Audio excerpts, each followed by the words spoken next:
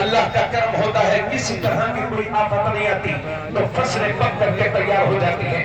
لیکن پکی ہوئی فصل سے بھی آپ اس وقت تک فائدہ نہیں اٹھا سکتے جب تک اللہ کا کرم نہ ہو، کیونکہ ہم نے دیکھا ہے ابھی پچھلے سال ہی ہم نے دیکھا کہ ایسے وقت میں بارش ہوئی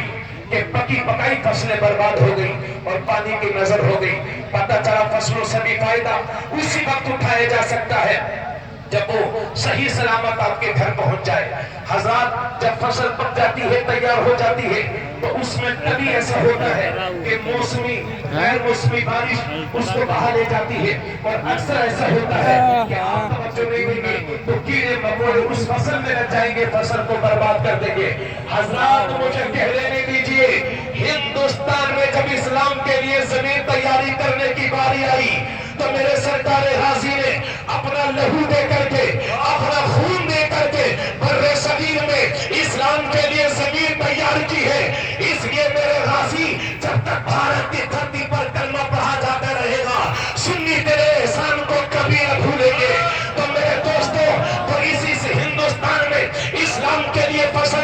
زمین تیار کی ہے میرے غازی نے، اور جب زمین تیار ہو گئی تو تیار شدہ زمین پر اللہ کے نبی نے فصل اگانے کے لیے رسول اللہ نے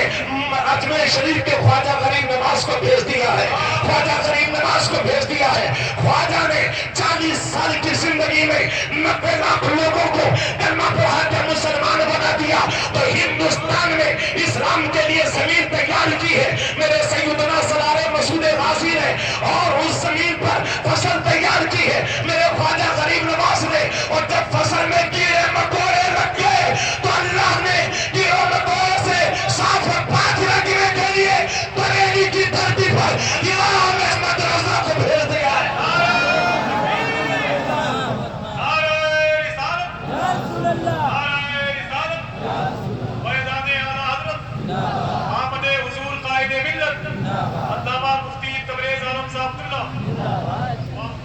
اس لیے میں عرض کرتا ہوں کہ نہ ہم اسلام کے لیے زمین تیار کرنے والے غازی کو بھولیں گے، نہ اسلام کے لیے فصل اگانے والے، اسلام کی فصل کو اگانے والے، فصل لگانے والے خواجہ غریب نواز کو بھولیں گے، اور نہ فصل کو کیڑوں مکوڑوں سے بچانے والے امام احمد رضا خان کو بھولیں گے۔ اسی لیے آج کے جلسے سے میں اعلان کرتا ہوں کہ ہندوستان میں اسلام کو پھیلایا ہے غریب نواز